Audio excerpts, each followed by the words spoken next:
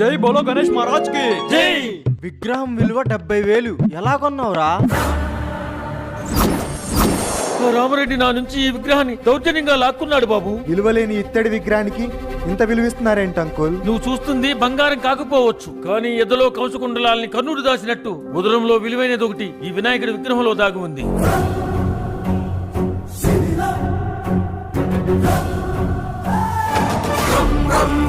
రక్తవర్ణం దినకర వదనం తీక్ష్ణం శ్రాకరాళం.